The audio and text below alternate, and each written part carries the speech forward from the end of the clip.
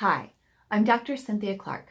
I'm the president of Longevity Wellness. I'm an acupuncture physician, applied clinical nutritionist, and I'm the creator of Energy Evolution. Last week, we were talking about cognitive decline and how to prevent it, specifically how to prevent Alzheimer's. And I asked the question that many of you have responded to. The question is, what is the number one thing that you can do now to prevent cognitive decline in your later years? Remembering that cognitive decline symptoms may show up only 10 years after the initial onset has started. And this is the same thing that every single type of doctor that I've ever studied has said. Every single person who's ever been an expert at this, they've all said that there's one thing in common. The good news is that you have complete control over this. It has to do with increasing blood flow to the brain. In fact, it's blood flow to the brain that has the greatest contributing factor to do with our intelligence. It also has the most to do with anti-inflammatory, because the more blood flow we can get, the less inflammation has opportunity to set in our bodies. So what is the number one thing that would increase blood flow, especially to the brain? And that is, dun, dun, dun, dun, exercise. So the good news is that this is something that's in your control. This is something that you can do. And I say this even from the perspective, currently I am a triathlete. I say this even from the perspective of, if you have an injury, there are exercises that you can do. I promise you. They may not be the ones that you want to do, especially if you're like me and you're used to being a strong girl and you can do lots of things. Then to have to take a step back and to do a more humble exercise can be hard on the ego, but not the body. It's just the ego. I'll give you an example. There was one exercise when I injured my knee several years ago that I was a personal trainer at the time. This is while it was after I'd become an engineer, and it was while I was in Chinese medicine school. And of course, as an engineer, personal trainer, I had read the studies on what were some of the most effective things that I could do for myself while I was rehabbing from this. And study after study would show that there was one exercise that really, really, really, really helped. And I worked at a gym. I had a gym membership. I had that piece of equipment right in front of me. But I had a strong ego. I was used to being able to get out and to run, bike, swim, to be a martial artist, to use my body in a lot of ways. And so not being able to exercise the way that I wanted to, the way that I was accustomed to, made me less, no, these are excuses. I'm making the excuse now. I'm even in this moment saying the excuse that I had back then. The truth of the matter was, there's no reason for not doing it. I'm just confessing that I was really bored with the recumbent bicycle, but it is fantastic for knee injury. So I put some time in on it, not as much as I should have, but I put some time in on it. It absolutely did help. It's a non-weight bearing exercise.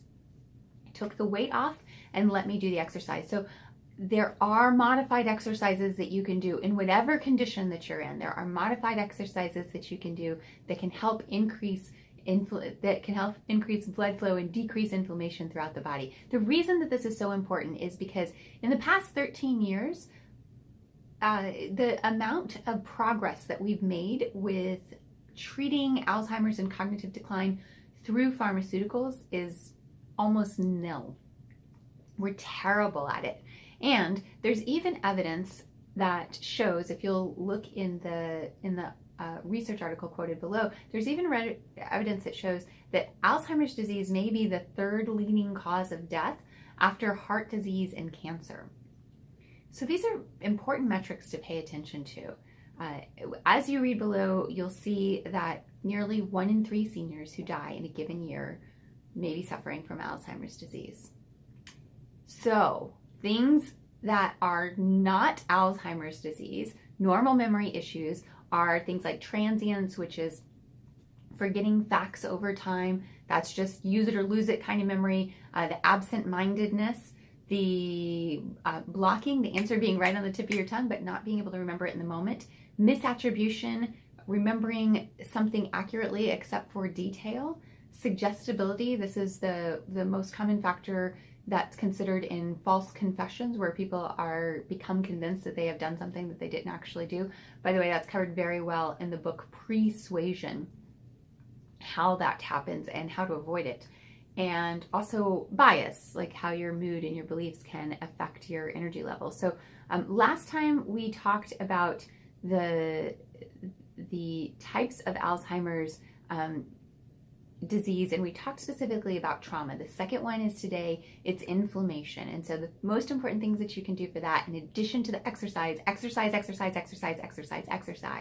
is also avoiding inflammatory foods. So avoid the high sugars, drink lots of water, and eat your healthy oils. So these are the non-inflammatory oils. These are going to be coconut oil and the high quality olive oils. Be sure not to get the rancid ones because the cheap ones can go rancid. Oh, and by the way, Luann, that there's a really, really cheap brand of coconut oil that you can get at, I think they have it at Walmart.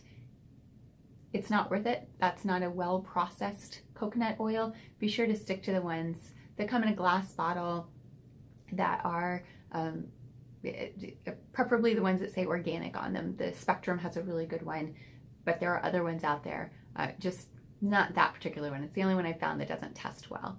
All right, next week we'll be tuning back in and we'll talk about another cause of cognitive decline, and this one has to do with the way you eat. So this week I'd like to issue another challenge and let me know the foods that you think would be the greatest significant contributing causes to cognitive decline.